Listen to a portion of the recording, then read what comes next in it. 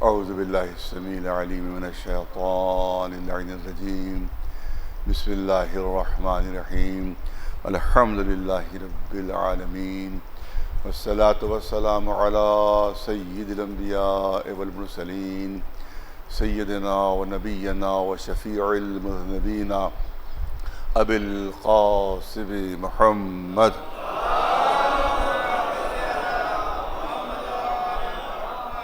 وأهل بيته الطيبين الطاهرين المعصومين.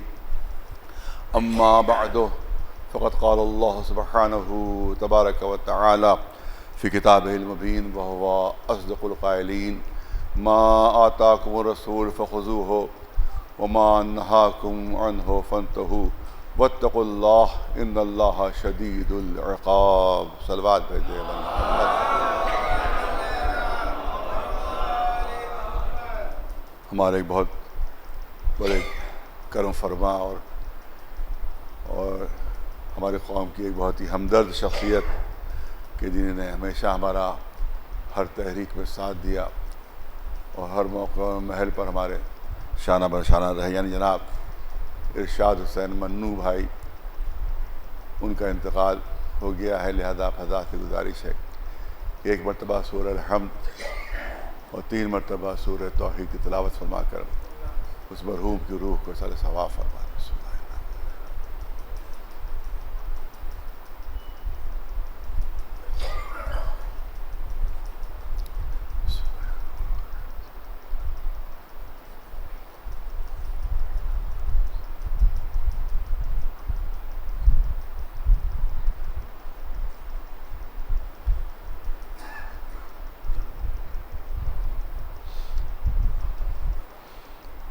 آپ حضرات کو علم بھی ہوگا کہ تقریباً 20 سال سے میں پیٹھ کی تکلیف میں مبتلا ہوں، جس کو سلپ ڈسک کہا جاتا ہے، کہ جس میں ریڑھ کی ہڈی میں گیپ پیدا ہو جاتا ہے.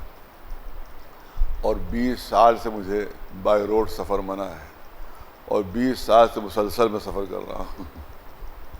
کوئی دن ایسا نہیں جاتا ہے کہ بائی روڈ سفر نہ ہوتا، چاہے شہر کے اندر ہو چاہے وہ شہر سے باہر ہو.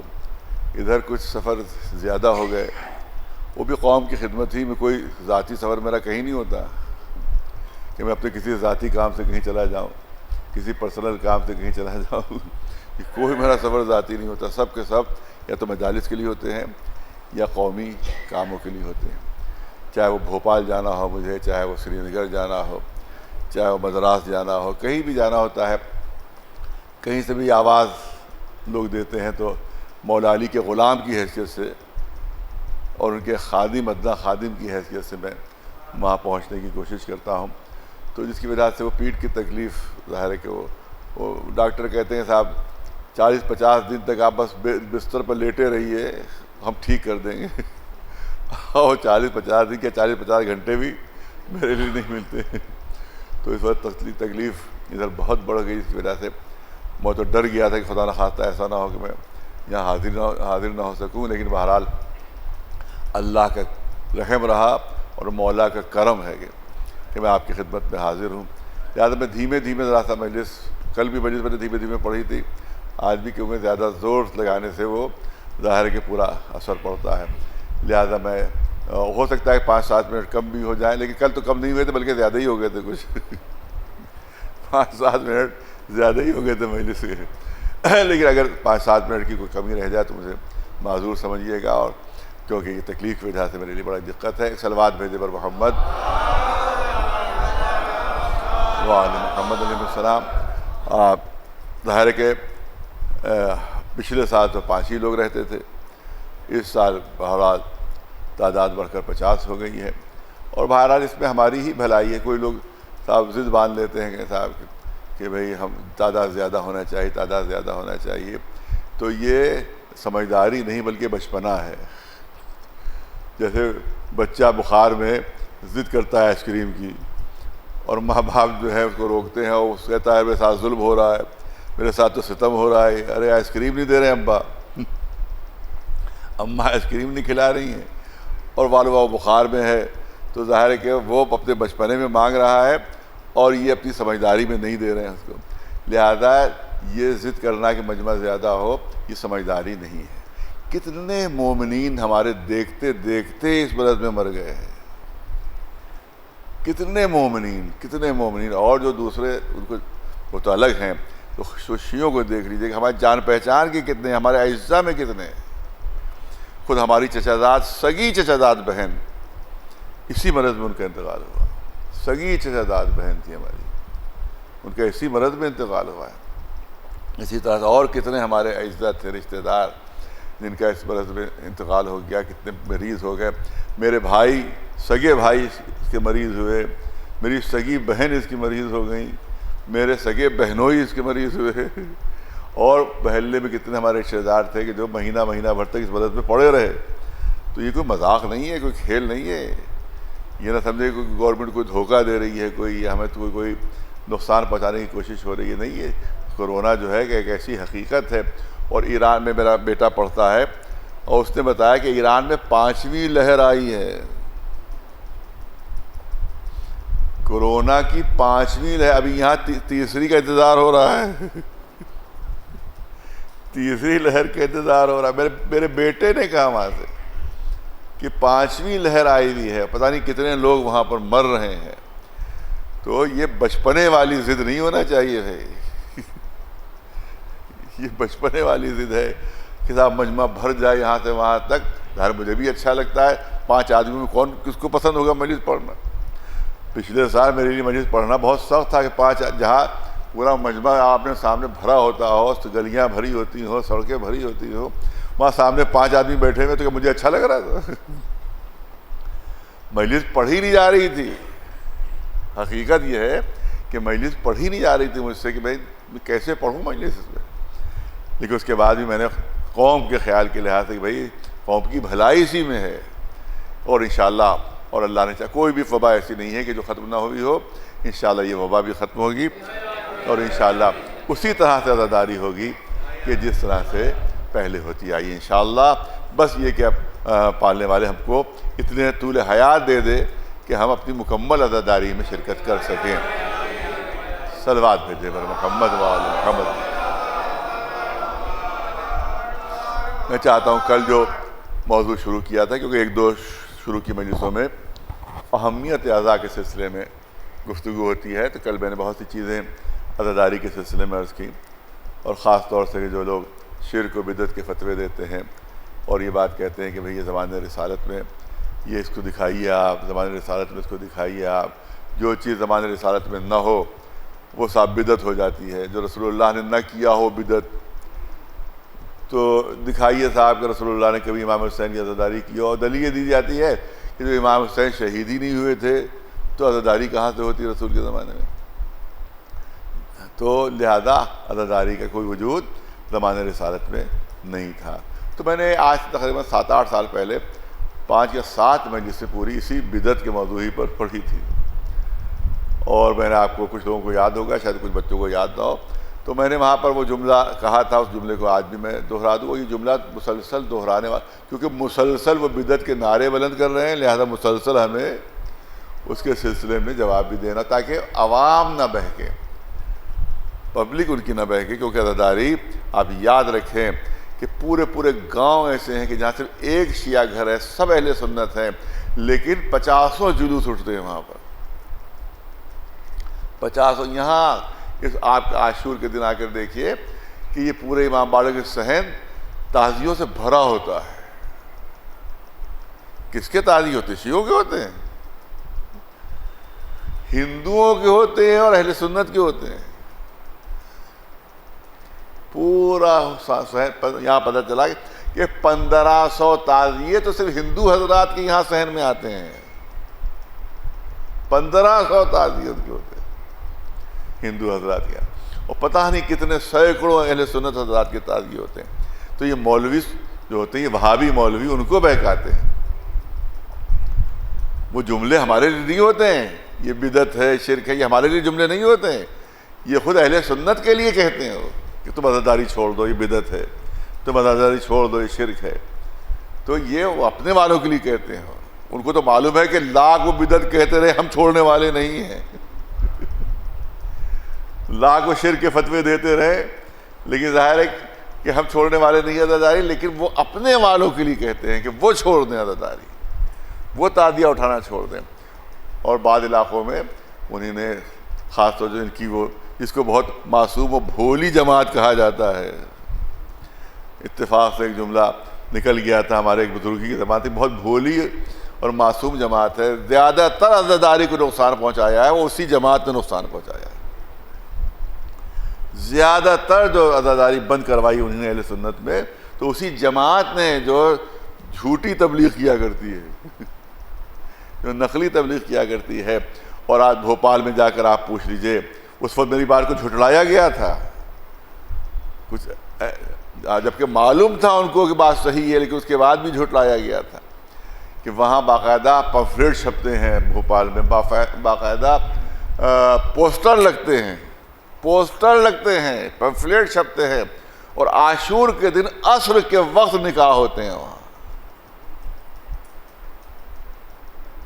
بھوپال میں۔ اسی جماعت جو تبلیغ کے نام سے مشہور ہے، اسی جماعت کی طرف سے پوسٹر چھپتے ہیں، اسی جماعت کی طرف سے وہاں پمفلیٹ چھپتے ہیں۔ اور بھوپال میں کسی کا بھی اگر جان پہچان والا ہو، وہاں فون کر کے معلوم کر لے، تصدیق کر لے ان سے کہ بھئی یہ بات میری صحیح ہے۔ اس وقت کچھ میرے ہی اجزاء نے مجھے جھٹلایا تھا، ارے غلط ہے، وہ تو بہت بھولے ہیں، بہت معصوم ہیں، ان کا تو کام صرف تبلیغ کرنا ہے، صرف تبلیغ کرنا۔ یہ تو دیکھو تبلیغ کہاں کی کر رہے ہیں، شیعیت کے خلاف تبلیغ ہوتی ہے ان کی، عزاداری کے خلاف تبلیغ ہوتی ہے ان کی، اہل بیت علیہ السلام کے خلاف تبلیغ ان کی ہوتی ہے۔ اور جتنا بھی عزاداری کو نقصان پہنچا انہی کی وجہ سے پہنچا۔ اور وہاں اس کا بیان تھا، وہاں ان کا جو ہیڈ ہے وہاں جو بھوپال میں جو تاج المساجد ہے، اس میں ان کا سالانہ جلسہ ہوتا ہے جس میں 5-5 لاکھ اور 10-10 لاکھ لوگ شریک ہوتے ہیں اس میں۔ تو ان کا جو ہیڈ ہے اس کا بیان تھا کہ ہم عاشور کے دن عصر کے روز، اس لیے یہ سارے اجتماعی عقد 400 500 عقد ایک ساتھ، شادیاں ایک ساتھ، اس کا بیان یہ تھا کہ ہم تاکہ غلط تصور جو مسلمانوں میں ہے کہ صاحب عاشور کے دن شادی نہیں ہو سکتی، اس غلط تصور کو ختم کرنے کے لیے میں شادیاں کروا رہا ہوں عصر کے روز۔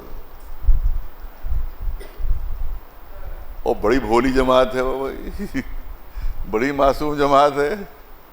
تو بس یہ بات چیزیں پیش نظر رکھنا چاہیے کہ اہل سنت 90% اہل سنت عزاداری کرتے۔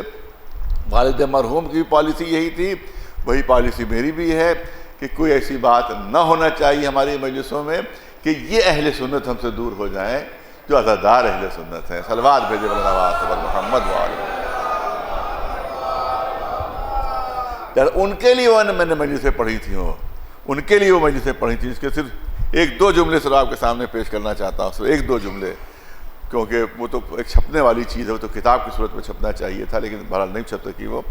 تو اس میں نے اس وقت جملہ کہا تھا کہ اگر عزاداری کو آپ بدعت کہہ رہے ہیں کیونکہ زمانہ رسالت میں نہیں تھی، آپ کا کہنا ہے، میں نہیں کہہ رہا ہوں کہ زمانہ رسالت میں نہیں تھی، ان کا کہنا ہے، دلیل کی ہے کہ زمانہ رسالت میں نہیں تھی اس لیے بدعت ہے۔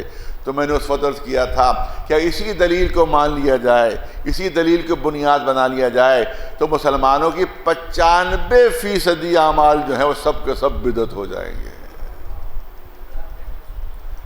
95% اعمال جو ہیں اور ان کے کام جو 95% بدعت ہو جائیں گے۔ اور پتہ نہیں 50 مثالیں میں نے اس وقت دے دی تھی، ظاہر ہے اس کو دہرانا میرے موقع نہیں کہ اس کو دہرایا جائے، ورنہ ہر چیز بدعت، اور مولوی جتنے کام کرتے ہیں سب بدعت ہو جائیں گے۔ ایک صلوات بھیجے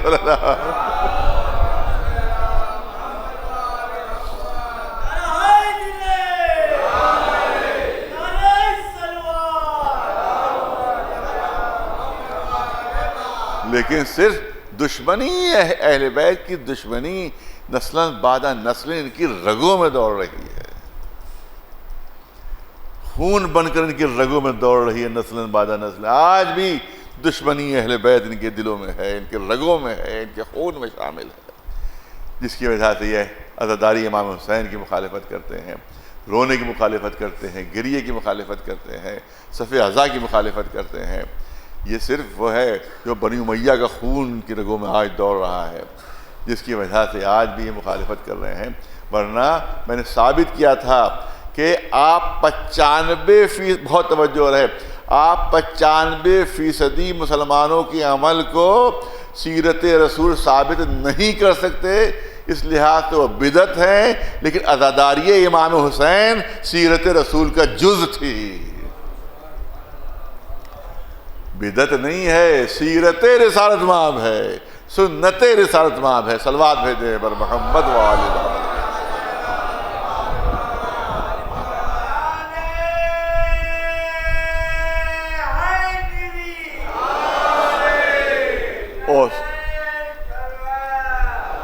اس کی بہت سی مثالیں میں نے دی تھی، اب وہ بات رہ جائے گی میرے ذہن سے جو میں نے کہا کم مجمع کے سلسلے میں، جو میرے ذہن میں ایک حدیث شریف ہے جناب امام جعفر صادق علیہ السلام۔ دیکھیے اس زمانے میں، ہمارے اماموں کے زمانے میں مجلسیں کرنا آسان نہیں تھا، کھلے عام مجلسیں نہیں ہو سکتی تھیں، بلکہ یہاں تک چھٹے امام کے زمانے میں کہا جاتا ہے کہ سب سے زیادہ شیعوں کو آزادی تھی، اس لیے کہ بنی امیہ اور بنی عباس آپس میں لڑ رہے تھے، ایک دوسرے کو قتل کر رہے تھے، لہذا آپس میں مصروف تھے، لہذا شیعوں کو تھوڑی سی چھوٹ مل گئی تھی۔ لیکن جانتے اس کے بعد بھی کیا حال ہوتا تھا؟ اگر کسی کو امام سے کوئی مسئلہ پوچھنا ہوتا تھا، کوئی شرعی مسئلہ، تو چاروں طرف اس وقت بھی جاسوس بیٹھے ہوئے تھے حکومت کے، کون ملتا ہے امام سے آ کر، اور جس کو ملتا ہوا دیکھتے تھے پھر اس کو اذیتیں پہنچائی جاتی تھیں، اس کو تکلیفیں پہنچائی جاتی تھیں، اس کو پریشان کیا جاتا تھا، لہذا سودا بیچنا والا بن کر شیعہ آتا تھا اور مسئلہ پوچھتا تھا،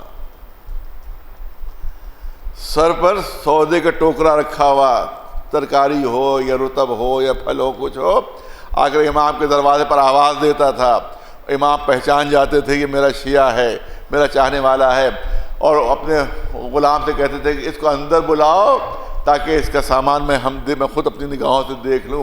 پھر وہ شیعہ اندر جاتا تھا اور امام سے پھر وہ سوالات کرتا تھا شرعی، اور امام اس کے جواب دیتے تھے، اور اس کے بعد وہ اسی طرح سے ٹوکرا سر پر لیے ہوئے سودے کا باہر نکلتا تھا۔ اتنی سختی تھی، صرف شرعی سوال پوچھنے میں اتنی سختی تھی، تو کیا مجلسیں آسانی سے ہو جاتی ہوں گی؟ آج سعودی عرب میں جا کر دیکھ لیجیے، یہی ماحول، اگر کسی کو یقین نہ آ رہا ہو تو سعودی عرب میں جا کر دیکھیے، یہی ماحول ہے کہ مجلسیں تہہ خانوں میں ہوتی ہیں، مجلسیں چھپ کر ہوتی ہیں، اور اگر 4-5 لوگ کہیں کوئی بھی دروازہ ہے اس پر 4-5 لوگوں کے اگر چپلیں جوتے رکھی ہوئے ہیں تو اس کے فوراً پولیس آ جاتی تھی کہ کیا کر رہے ہو اندر، مجمع کیسا ہے، تو وہ جوتے چپلیں بھی اندر رکھ دی جاتی ہیں تاکہ کسی کو احساس نہ ہو، اور اگر پکڑ جاتے ہیں کوئی تو کوئی فوراً وہاں سے نکال دیا جاتا ہے۔ تو اس کا مطلب ہے کہ آج بھی وہی سختی ہے جو اماموں کے زمانے میں تھی۔ تو ایک شخص آ کر کہتا ہے فرزند رسول آپ کو معلوم ہے کہ کتنی سختی ہے، آپ کو معلوم ہے کتنی شدت ہے، تو کبھی کبھی مجلس کے وقت ہم لوگ صرف 2 لوگ ہوتے ہیں۔ سنیے حدیث سنیے جو اتنی دیر زحمت دی آپ کو۔ امام سے کہتا ہے کہ کبھی کبھی تو ہم لوگ صرف 2 لوگ ہوتے ہیں، ان میں مجلس ہوتی ہے، 2 لوگوں میں مجلس ہو رہی ہے، میں ہوتا ہوں، میرا ایک دوست ہوتا ہے، اور مجلس ہو جاتی ہے۔ تو ہمیں تو بہت ہی اچھا نہیں لگتا کہ 2 لوگوں میں مجلس ہو۔ تو امام نے فرمایا کہ تم 2 لوگ نہیں ہوتے ہو مجلس میں، بلکہ اللہ ملائکہ کو بھیجتا ہے، ان ملائکہ کو حکم دیتا ہے کہ تمہارے مجلس میں تمہارے ساتھ بیٹھیں، تمہاری مجلس میں تمہارے ساتھ شریک ہوں، اس کے بعد تمہارے ساتھ وہ گریہ کرتے ہیں۔ اس کے بعد ہر ملک جو اس مجلس میں شریک ہوتا ہے قدرت حکم دیتی ہے کہ وہ قیامت تک تمہارے لیے استغفار کرتا رہے۔ تو یہ نہ سمجھیے کہ آپ یہاں پر اکیلے ہیں، بلکہ یہاں پر ملائکہ بھی ہیں، فرشتے بھی ہیں، اور ملائکہ مقربین ہیں جو ان مجلسوں میں شامل ہوا کرتے ہیں۔ صلوات بھیجیں محمد و آل محمد۔ نہیں، توجہ رہے، جو عزا امام حسین کی عظمت ہے، جو شرف ہے، جو مرتبہ ہے۔ ابو بصیر چھٹے امام کے بہت ہی چہیتے صحابی، وہ ابو بصیر آتے ہیں، خوشی خوشی آتے ہیں حج کر کے، بہت توجہ رہے، حج کر کے خوشی خوشی آتے ہیں، اور آتے ہی کہتے ہیں کہ فرزند رسول یہ میرا 19واں حج تھا، یہ میرا 19واں حج تھا۔ تو امام نے فرمایا کہ ایک حج اور کر لو، اس نے کہا فرزند رسول بہت بوڑھا ہو گیا ہوں، اب زحمتیں برداشت نہیں ہوتی ہیں حج کی، لہذا اب میں تو 19 حج کر چکا، اس سے زیادہ اور حج کیا کروں میں، 19 حج ہو چکے ہیں۔ امام نے پھر فرمایا ایک حج اور کر لو، ایک حج اور کر لو۔ کہ آقا آپ اتنا اصرار کیوں کر رہے ہیں کہ ایک حج میں اور کر لوں؟ کہ میں اس لیے کہہ رہا ہوں تاکہ تمہارے یہ 20 حج ہو جائیں، تاکہ عزاداری امام حسین کے برابر تمہارا حجوں کا ثواب ہو جائے۔ ایک صلوات بھیجے نواز تو میری جد کی اعضاء کے برابر تمہاری حجوں کا ثواب ہو جائے۔ اس کا مطلب یہ ہے کہ 20 حج ایک طرف ہیں اور ایک مجلس امام حسین ایک طرف ہے۔ ایک صلوات بھیجے مولانا آواز صبر محمد والے۔ یہ ہے عظمت، یہ ہے شرف، یہ ہے مرتبہ، معمولی نہ سمجھیے اس کو آپ۔ پھر ایک حدیث، عجیب حدیث ہے، عجیب حدیث ہے واقعی۔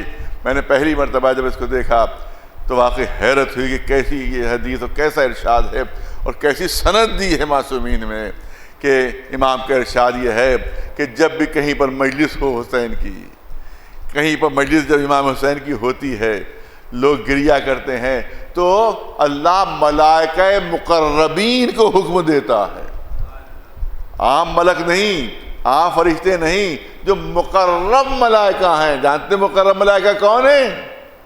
مقرب ملائکہ میں جبریل ہیں، مقرب ملائکہ میں میکائیل ہیں، مقرب ملائکہ میں اسرائیل ہیں۔ یہ سب مقرب ملائکہ ہیں، ملائکہ مقرب انہی میں نام آتے ہیں۔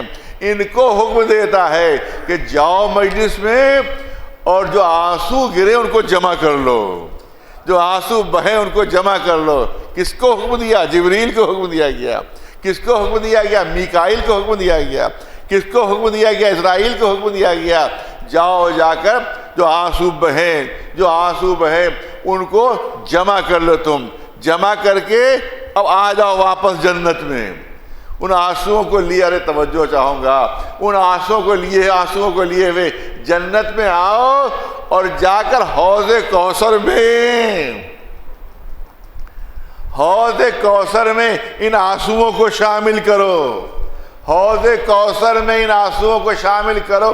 اس کے بعد کے جملے سنیے، حوض کوثر میں ان آنسوؤں کو شامل کرو، اور یاد رکھو جب حوض کوثر میں یہ آنسو شامل ہوں گے تو امام حسین کے غم میں بہائے گئے ہیں، تو حوض کوثر کے پانی کی مٹھاس 1000 گنا بڑھ جائے گی، اس کی لطافت 1000 گنا بڑھ جائے گی، اس کی لطافت 1000 گنا، اس کی طہارت 1000 گنا بڑھ جائے گی۔ ایک صلوات بھیجے مولانا آواز صبر محمد والے۔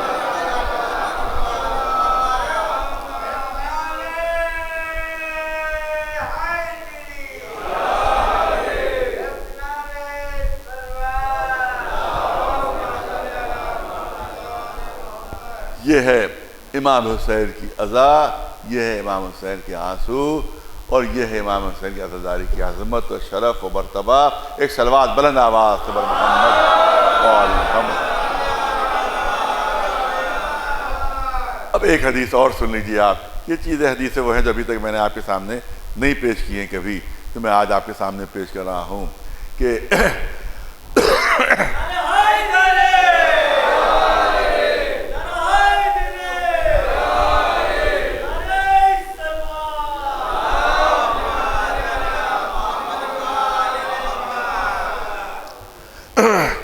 جب امام حسین علیہ السلام کی ولادت ہوئی ہے، سنیے، میں نے بھی پہلی مرتبہ حدیث دیکھی اور آپ کے سامنے پہلی مرتبہ پیش بھی کر رہا ہوں۔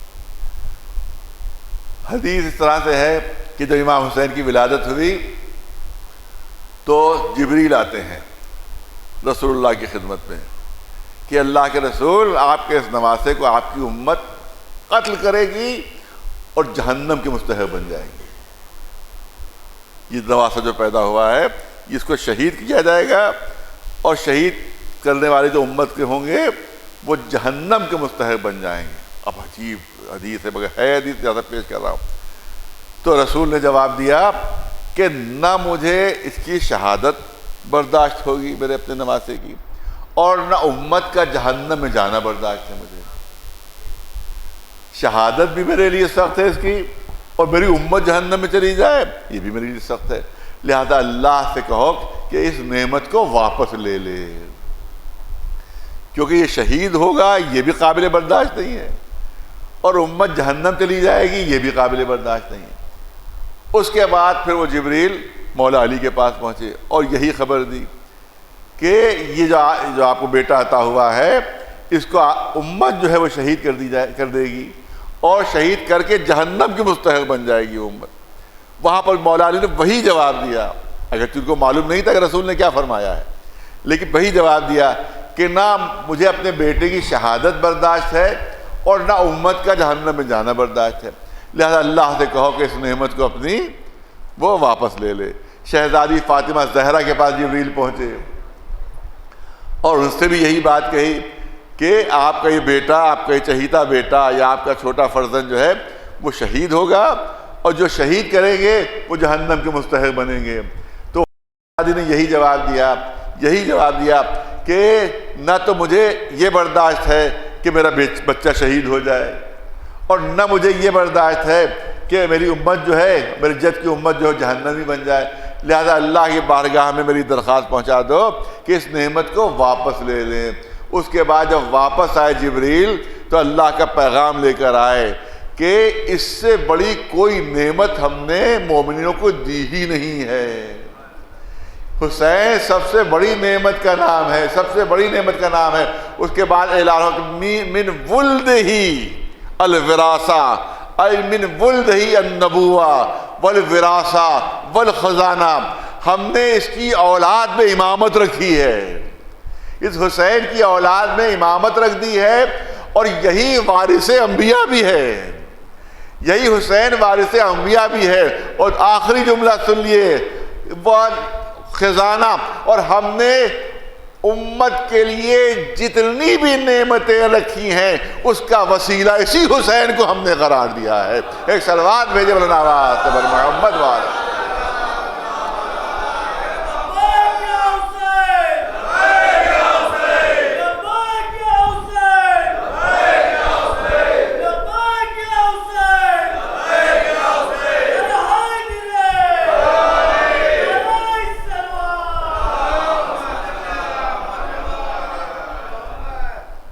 ظاہر ہے کہ مسلسل اسی پہ بات ہو رہی ہے، لیکن اب ایک چیز اور پہلو ہے جو میں چاہتا ہوں اس کو جب سلسلہ گفتگو ہے تو عرض کر دوں کہ ایک بات بہت زور و شور، کبھی کبھی ہمارے بعض مقررین بھی، علماء کی بات نہیں ہو رہے، بعض جو دانشور طبقہ ہے، کبھی کبھی میں نے خود سنا یوم امام حسین میں، بلکہ وہاں میں جب پاکستان بہت بالکل نیا میں ایران سے آیا تھا، بلکہ یہاں سے جا رہا تھا ایران، یہ سن 88 کی بات ہے، 1988 کی بات ہے، تو پاکستان میں کراچی میں بہت بڑا یوم حسین ہوا، بہت بڑا یوم حسین جس میں تمام علماء شامل تھے۔ اس میں کوثر نیازی صاحب جو اس وقت بے نظیر بھٹو جو اس وقت کی وزیر اعظم تھیں، اس کے بہت اہم کوئی وزیر تھے، وہ مجھے نہیں معلوم کیا وزارت تھی ان کی، لیکن کوثر نیازی بہت مشہور شخصیت، آپ لوگ نام جانتے ہوں گے۔ وہ میں مہمان خصوصی تھا، اور وہ یا شاید وہ مہمان خصوصی تھے، صدارت میری تھی، انہی نے مجھ سے پہلے تقریر کی، اور مجھ سے پہلے تقریر کرنے کے بعد انہیں 2-3 جملے کہے۔ ایک جملہ تو انہوں نے یہ کہا کہ یزید کو ظاہری فتح ہوئی اور حسین کو باطنی فتح ہوئی، یہ بات انہوں نے کہی۔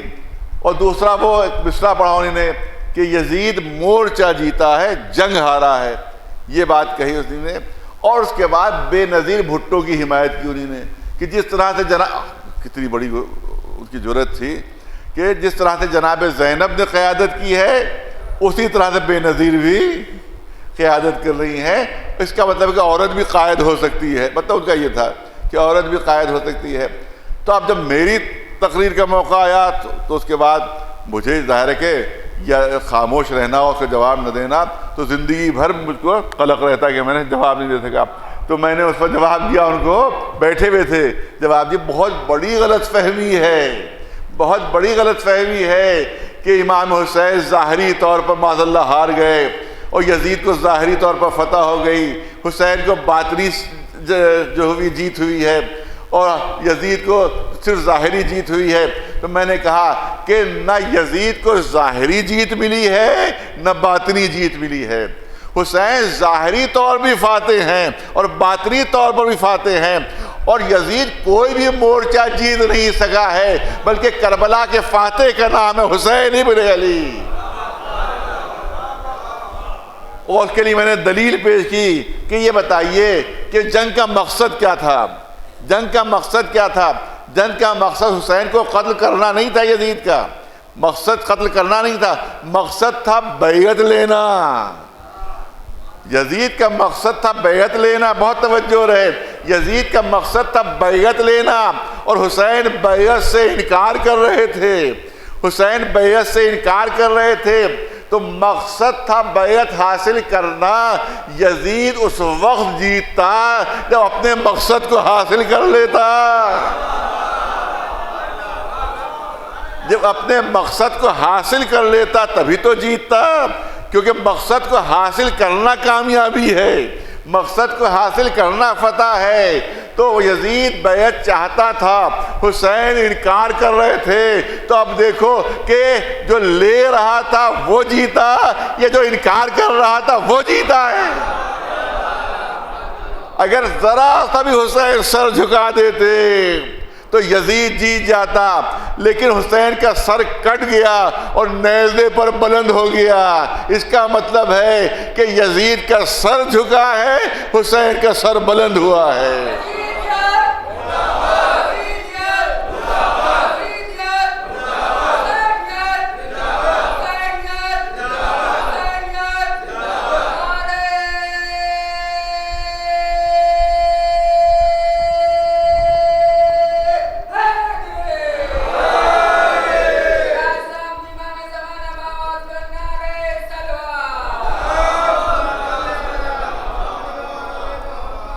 بہت بڑا بچپنا تھا، یہاں ایک کوئی ادارہ ہے گورنمنٹ کا، اس کی طرف سے ایک یوم امام حسین ہمیشہ ہوتا تھا، اب تو شاید بند ہو گیا، پتہ نہیں کون سا کوئی گورنمنٹ کا ادارہ جو تھا، اس کی طرف سے وہ جلسہ یوم امام حسین ہوا کرتا تھا۔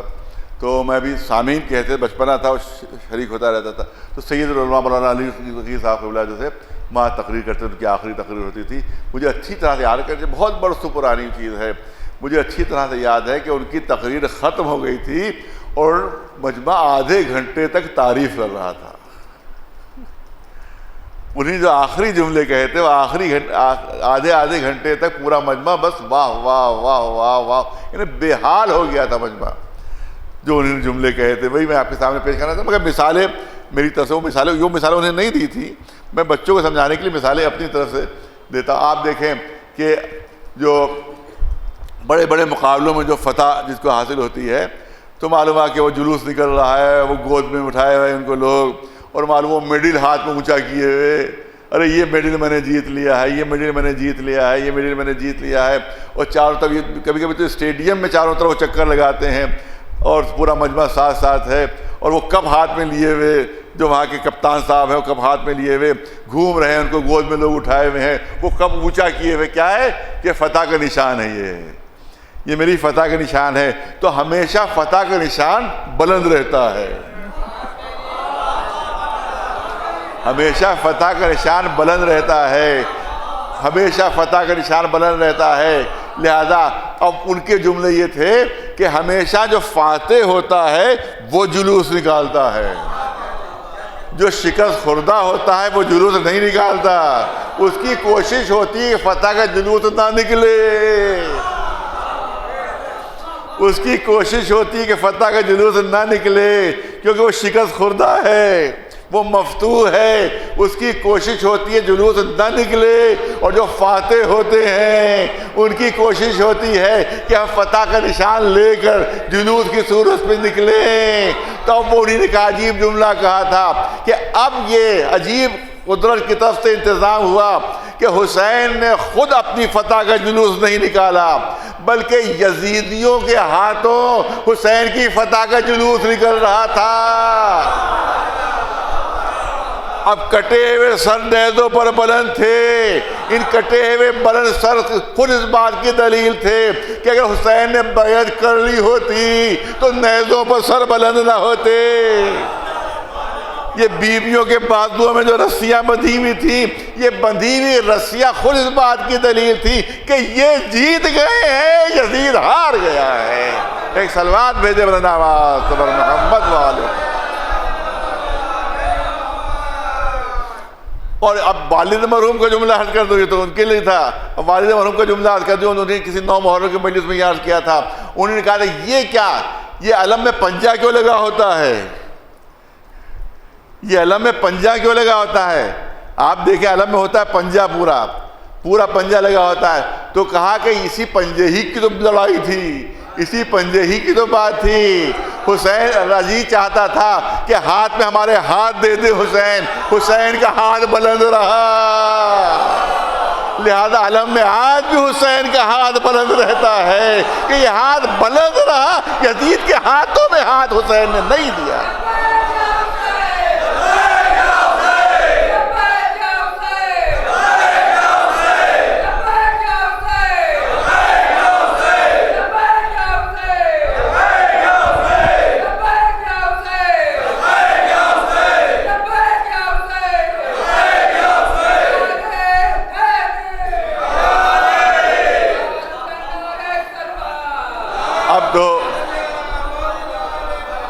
یہ بزرگوں کی جو مثال تھی وہ پیش کر دی۔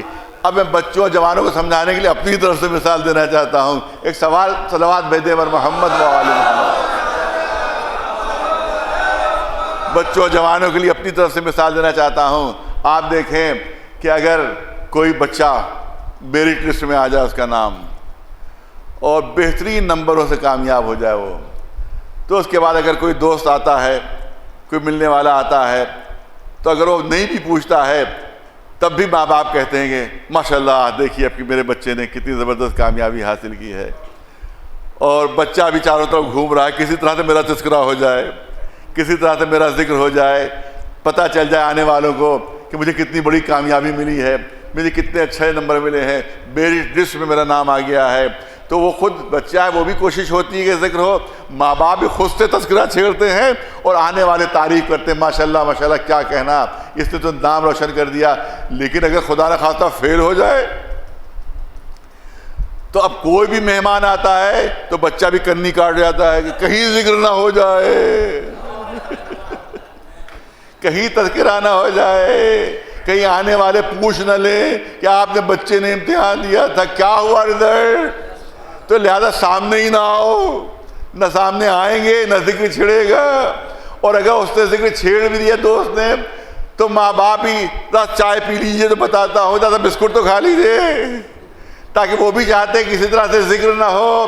تو اس کا مطلب یہ ہے کہ فاتح چاہتا ہے ذکر ہو، کامیاب چاہتا ہے ذکر ہو، جو ناکام ہوتے ہیں ان کی کوشش یہ ہوتی ہے ذکر نہ ہونے پائے۔ تو دیکھیے ذکر کن کی طرف سے ہو رہا ہے اور کن کی طرف سے روکا جا رہا ہے۔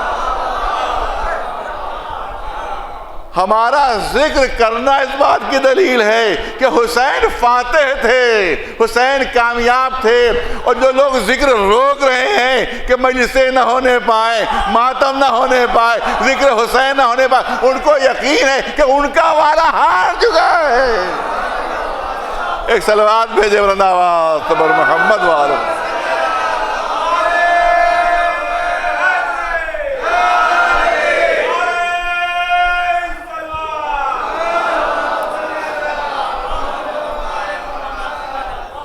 اور اس فتح کے لیے آقا حسین نے جو قربانیاں دے دی ہیں وہ کائنات میں ان کی مثل و نظیر نہیں۔ کیسی کیسی قربانیاں کہ جن کا کوئی تصور بھی نہیں کر سکتا ہے۔ ہاں بس 2-3 زیادہ وقت ہی رہ گیا ہے مصائب کے سلسلے میں۔ عزاداروں، جب طے ہو گیا کہ آقا حسین اب ان کو مدینہ چھوڑنا ہے، مدینہ ترک کرنا ہے، تو عالم یہ تھا کہ کبھی روضہ رسول پر جاتے تھے، کبھی کبھی ماں کی قبر پر جاتے تھے، کبھی اپنے بھائی حسن کی قبر پر جاتے تھے، اور اس کے بعد گھر میں واپس آتے تھے، پھر پلٹ کر قبروں پر پہنچ جاتے تھے۔ آخر میں صبح نمودار ہوتی ہے، اور اس کے بعد جناب عباس سے کہا جاتا ہے اے عباس جانے والوں کی فہرست تیار کیجئے، اے عباس سفر کرنے والوں کی فہرست تیار کیجئے۔ جناب عباس نے لکھنا شروع کیا، بسم اللہ الرحمن الرحیم، اس کے نیچے لکھا نصر من اللہ و فتح قریب، نصر من اللہ فتح قریب۔ حسین نے کہا اے عباس یہ نہ لکھو، بلکہ لکھو انا للہ و انا الیہ راجعون۔ بننے لگی فہرست، جناب زینب آتی ہیں، دیکھتی ہیں فہرست میں نام نہیں ہے، فہرست میں نام نہیں ہے۔ بھیا کیا آپ مجھے نہیں لے جائیں گے ساتھ؟ کیا میں آپ کے ساتھ نہیں جا رہی ہوں؟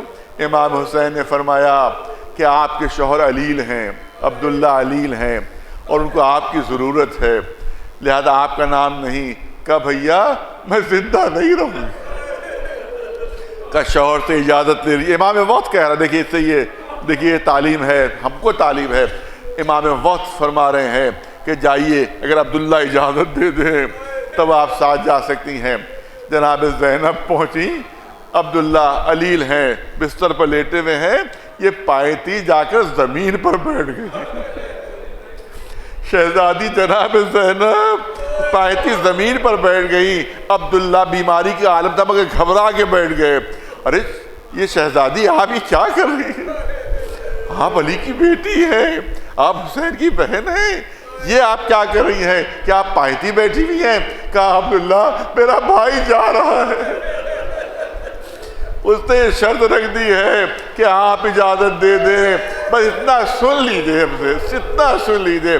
اجازت دینا نہ دینا آپ کا کام ہے، میں آپ پر جبر نہیں کر سکتی، مگر اتنا سن لیجئے کہ میرے بغیر اگر حسین نے مدینے سے باہر قدم رکھا تو ادھر قدم رکھیں گے، ادھر میری روح نکل جائے گی، پھر یہ زینب زندہ نہیں رہے گی۔ عبداللہ کہتے ہیں اے شہزادی آپ کیا کہہ رہی؟ بھلا میری ہمت جو آپ کو روکو، بھلا میری جرت ہے جو میں آپ کو روکوں، کیونکہ یہ عقد کے وقت شرط ہو گئی تھی کہ جہاں حسین رہیں گے وہاں میں رہوں گی، لہذا آپ کو اختیار ہے، آپ اپنے بھائی کے ساتھ جا سکتی ہیں۔ آئیں کہ ہاں میرے شوہر نے اجازت دے دی ہے، جناب زینب کا نام اس فہرست میں بڑھا دیا گیا، مگر ابھی ایک بچی کا نام نہیں بڑھا ہے، ایک چھوٹی سی بچی جو بیماری کے عالم میں ہے، جس کا نام فاطمہ صغریٰ ہے، وہ تڑپ تڑپ کر فریاد کر رہی ہے بابا مجھے بھی لے چلیے، بابا مجھے بھی لے چلیے۔ نہیں فاطمہ صغریٰ تم نہیں جاؤ گی، فاطمہ صغریٰ تم نہیں جاؤ گی۔ وہ بچی اصرار کر رہی ہے، ادھر امام حسین اصرار فرما رہے ہیں کہ نہیں فاطمہ صغریٰ نہیں جائیں گی۔ ننھی بچی جناب علی اکبر کے پاس پہنچتی ہے، اے بھیا تم شبیہ رسول اللہ ہو، تمہاری بات بابا نے کبھی ٹالی نہیں ہے، تمہاری بات کبھی بابا نے ٹالی نہیں ہے، چلو میرے ساتھ چلو اور جا کر میری سفارش کر دو، میری سفارش کر دو۔ جناب زینب فاطمہ صغریٰ کو سہارا دیے ہوئے، جناب علی اکبر فاطمہ صغریٰ کو سہارا دیے ہوئے امام حسین کے قریب آنے لگے۔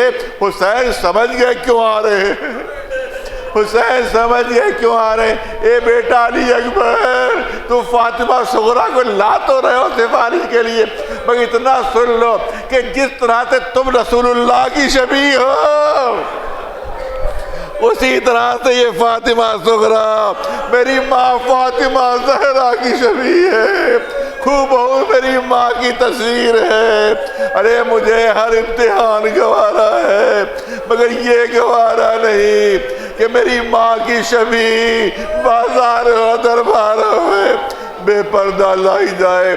بس حضرتارو دو تین جملوں کی زحمت ہے، آج کے دن کے لحاظ سے میں چاہتا ہوں 2 منٹ مصائب پڑھوں۔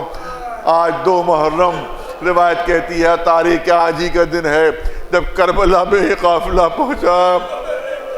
روایت میں ہے کہ جس گھوڑے پر سوار تھے اس کے قدم رک گئے، 7 گھوڑے تبدیل کیے مگر وہ گھوڑے کوئی بھی گھوڑا آگے نہیں بڑھا۔ آخر میں امام نے حسین نے پوچھا کہ آخر اس زمین کا نام کیا ہے، اس سرزمین کو کیا کہتے ہیں؟ اس علاقے کے بزرگ بلائے گئے کہ بتائیے اس کو کیا کہتے ہیں۔ کسی نے کہا اس کو نینوا کہتے ہیں، کسی نے کہا شط فرات کہتے ہیں، کسی نے کوئی نام لیا، کسی نے کوئی نام لیا، سب نام جب لے چکے تو کہا کیا کوئی اور نام بھی اس کا ہے؟ ارے اس زمین کا کوئی اور نام بھی ہے؟ ایک بزرگ آگے بڑھتا بزرگ آ کر کہتا ہے آقا اس زمین کو کربلا بھی کہتے ہیں۔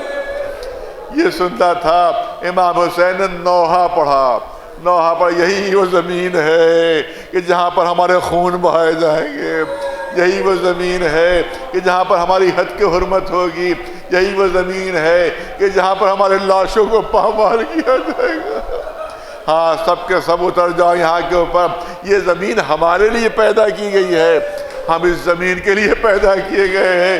روایت کہتی ہے کہ جناب زینب سے کہا گیا شہزادی آپ اتریے، جیسی جناب زینب نے کربلا کی زمین پر قدم رکھا، روایت کہتی ہے ایک زرد رنگ کا غبار اڑا اور شہزادی کے سر پر پڑا۔ شہزادی نے کہا میرے بھیا کو بلاؤ، میرے بھیا کو بلاؤ۔ امام حسین تشریف لائے۔ بہن زینب کیا بات ہے، آپ نے کیا کیوں بلایا ہے؟ کہا بھیا ابھی جیسے ہی میں نے کربلا کی زمین پر قدم رکھا ایک زرد رنگ کا غبار اڑتا ہے اور میرے سر پر پڑتا ہے۔ اے بھیا میرے ساتھ چھوٹے چھوٹے بچے ہیں، اس زمین پر نہ ٹھہریے، یہ زمین ہمارے ٹھہرنے کے لیے مناسب نہیں ہے۔ امام نے فرمایا اے زینب کیا بچپنے کا وعدہ بھول گئی؟ اسی زمین پر تو ہمیں قربانیاں دینا ہے، اسی زمین پر ہماری قربانیوں کے بعد اسلام بچے گا۔ تو یہاں پر والد مرحوم فرمایا کرتے تھے کہ شہزادی زینب بھلا خاک کربلا آپ سے کوئی گستاخی کر سکتی ہے؟ یہ خاک کربلا گستاخی نہیں کر رہی تھی بلکہ زبان بے زبانی سے کچھ کہہ رہی تھی، یہ خاک کربلا اڑ کر کہہ رہی تھی اے شہزادی زینب اگر آپ کے بھائی کو کفن نہیں ملا تو خاک کربلا اڑ کر کفن بن جائے گی، اور اگر آپ کے سر سے چادر چھن گئی تو یہی خاک کربلا اڑ کر آپ کا پردہ بن جائے گی۔ بس آخری جملے امام نے فرمایا کہ میں اس زمین کو خریدنا چاہتا ہوں، ان کا مالک کون ہے؟ معلومہ بنی اسد جو ہے وہ اس زمین کے مالک ہیں، ان کو بلایا گیا۔ امام نے فرمایا کہ میں اس کو خریدنا چاہتا ہوں۔ ان سب نے ہاتھ جوڑ لیا، آقا ہم آپ کے ہاتھ فروخت نہیں کریں گے، آپ کی خدمت میں حاضر ہے، یہ مفت میں حاضر ہے، ہمیں کوئی قیمت نہیں چاہیے اس کی۔ مگر امام نے اصرار فرمایا کہ نہیں میں خریدوں گا اور قیمت دوں گا۔ اس کا 60,000 درہم اس زمین کے طے ہوئے۔ امام نے 60,000 درہم ادا کیے اور اس کے بعد بنی اسد سے کہا دیکھو کچھ دنوں بعد یہاں یزید کا لشکر آئے گا، جنگ ہوگی اور ہم سب کو شہید کر دیا جائے گا، مجھے یقین ہے کہ یزید کے لشکر ہی ہمیں دفن نہیں کرے گا، لہذا اگر دیکھو یزید کا لشکر ہمیں دفن نہ کرے تو تم لوگ آنا اور ہمیں دفن کر دینا۔ اور اس کے بعد عورتوں کو بلایا اور عورتوں سے کہا دیکھو اگر تمہارے مرد ڈرے تو انہیں غیرت دلانا کہ نواز رسول کا لاشا بے غسل کفن پڑا ہوا اور تم لوگ خوف زدہ ہو۔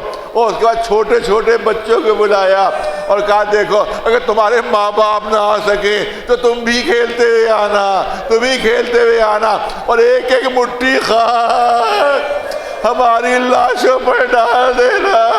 عزادار حسین کا اتنا اہتمام، مگر تاریخ کربلا بتا رہی ہے 3 دن تک لاش حسینی اسی طرح سے کربلا کی زمین پر بے غسل و کفن پڑا رہا۔ صرف یہی نہیں بلکہ جناب زینب جس وقت اس نشیب میں پہنچی ہے کہ جہاں حسین کا لاشا تھا، جناب فضہ ساتھ ساتھ تھی۔ بس آخری 2 جملے، جناب فضہ ساتھ ساتھ، جناب فضہ نے نظر کی تو دیکھا کہ جناب زینب کے چہرے کا رنگ زرد ہو رہا ہے، بدن پر تھرتھری پڑ گئی ہے۔ فضہ گھبرا گئی، اے شہزادی آپ کا یہ کیا حال ہو رہا ہے؟